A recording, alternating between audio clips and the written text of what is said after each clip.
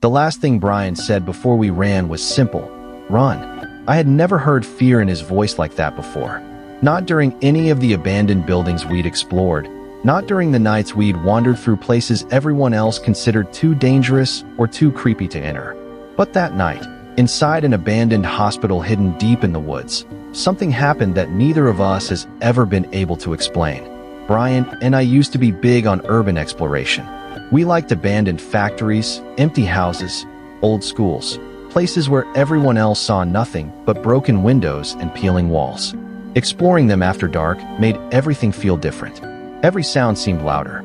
Every shadow looked deeper. About half an hour from our houses stood an old hospital asylum that had been abandoned for decades. It hadn't been demolished because of how secluded the property was, and apparently the cost of tearing the massive structure down wasn't worth it. One Thursday night, Brian and I decided to explore it. We also brought a Ouija board. Looking back, that part seems ridiculous. At the time, though, we were curious more than anything else. We wanted to see what would happen if we actually tried using it inside a place with a reputation like this. We pulled into the unlit parking lot and shut off the car. For several seconds, neither of us moved. The building stood above the trees, enormous and completely dark. Its windows were black rectangles against the night, and the surrounding woods seemed to swallow whatever little light reached the property. Even we had second thoughts. There had been rumors that gangs sometimes hid inside the building. Neither of us knew whether that was true, but it was enough to make the silence feel dangerous. Surprisingly, there didn't appear to be any security patrolling the perimeter. We found a broken window that looked like it had become a regular entrance for other urban explorers and delinquents. One at a time, we climbed through. Inside, the temperature seemed colder. Our footsteps sounded strangely loud as they disappeared into the empty corridors. We had explored plenty of abandoned structures before, but this place immediately felt different. And we hadn't even reached the part that would make us run for our lives. Brian and I moved deeper into the hospital, keeping our flashlights trained ahead of us. The building was enormous, and every hallway seemed to lead toward another corridor, another doorway, another section of darkness.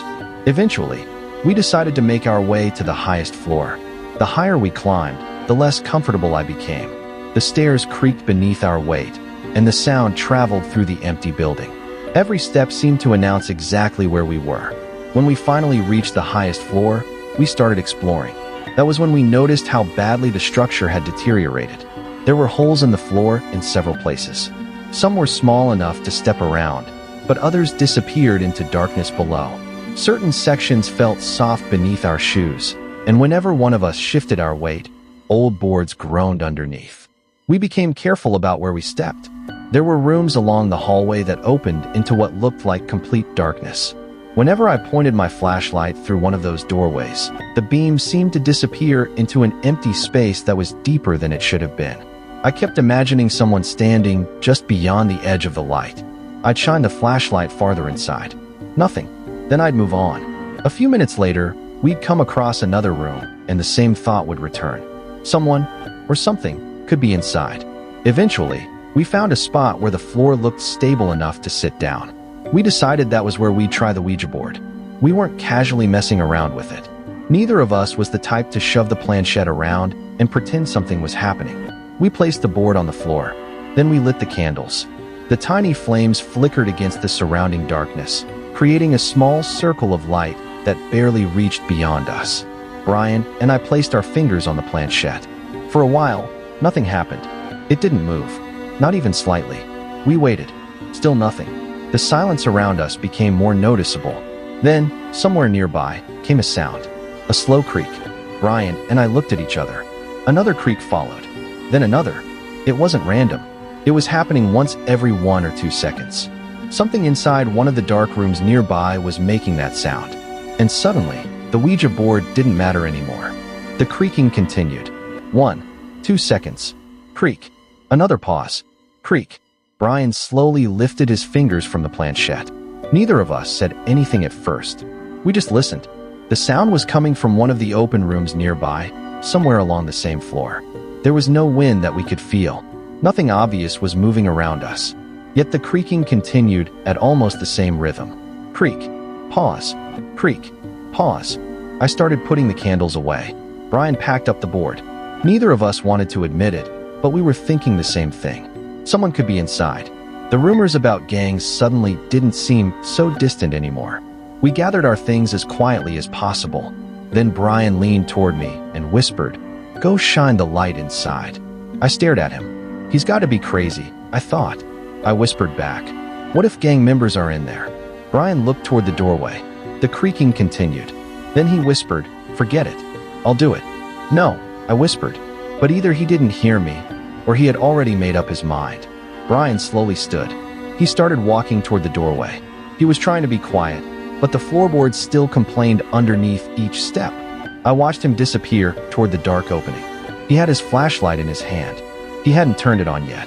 That was when I realized how strange the whole situation was.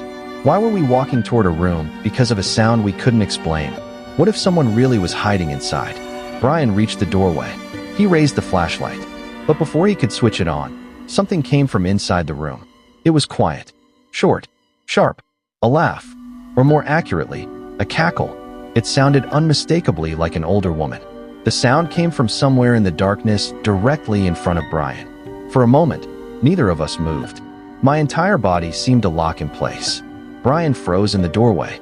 The cackle had lasted only a moment, but it was enough. There was nothing ambiguous about what we'd heard. It wasn't a board creaking. It wasn't the building settling. It wasn't some distant noise outside. It had sounded like a person laughing from inside that room. Then Brian screamed, "Run!" and everything changed. I didn't question him. I didn't look into the room. I didn't even think about the Ouija board, the candles, or the equipment we'd brought with us. I ran. Brian was already moving down the hallway, and I followed as quickly as I could. Behind us, the hospital seemed to come alive with every sound our feet made. Our footsteps hammered against the floor. The boards groaned. Our breathing became loud and uneven. We reached the stairs and started descending. 10 flights. That was how far we had to go. 10 flights of deteriorating stairs between us and the broken window we'd used to get inside. I don't remember every step. I remember moving as fast as I could without falling. I remember gripping the railing. I remember the sound of Brian's footsteps ahead of me. And I remember wanting desperately to get away from that floor. Neither of us stopped to investigate what we'd heard. Neither of us turned around to see whether anyone was following. The thought was too frightening. We just kept running. Down one flight, then another. The darkness of the stairwell swallowed our flashlight beams, and every turn seemed to take longer than it should have. Finally, we reached the ground floor.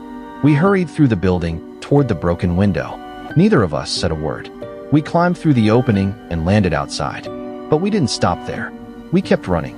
The abandoned hospital disappeared behind us as we crossed the property, moving through the woods toward the parking lot.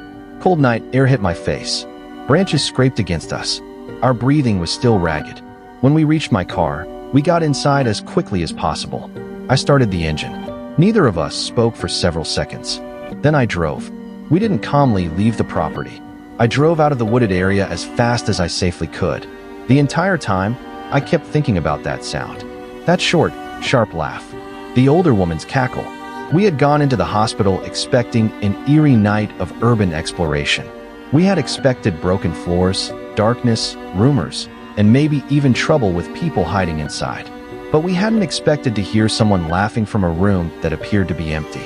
And neither of us was willing to go back and find out who, or what, had made the sound. Before that night was over, we made a promise. We would never return. And we haven't. After we left the property, the adrenaline slowly began to fade. But the fear didn't. Brian and I talked about what had happened, trying to make sense of it. Maybe someone really had been inside the hospital. Maybe the rumors were true. Maybe there was an older woman somewhere in that enormous abandoned building. That explanation was possible. It was also the explanation neither of us could prove. We had heard the sound clearly. We both knew exactly where it had come from. And Brian had been standing at the doorway when it happened. He hadn't even turned his flashlight on yet. Whatever the explanation was, neither of us wanted to test it. So we stayed away. The hospital became one of those places we simply didn't talk about very often. The strange thing is, Brian and I usually recorded our urban exploration trips. We had cameras with us on many of our visits to abandoned buildings. We liked having something to look back on later, especially when we encountered something unusual. But that night, For one of the few times we ever explored a place without recording it, we had left the cameras behind. There was no video of the building, no footage of the highest floor, no recording of the Ouija board sitting between us, no evidence of the steady creaking coming from the dark room. And most importantly, there was no recording of that laugh. That is the part that still bothers me. Because if we'd had a camera running, we might have been able to hear exactly what we heard that night. We might have been able to examine the sound. We might have found a logical explanation. Maybe someone really was hiding inside. Maybe the building itself created a sound that resembled laughter. Maybe there was something we simply failed to notice in the darkness. But we will never know. All we have is the memory, the abandoned hospital, the highest floor, the dark room, the steady creaking, and then that sudden, unmistakable cackle. Brian and I ran down 10 flights of stairs and never returned. To this day, I don't know who or what was inside that room. And the most disturbing part is that the one night something truly terrifying happened.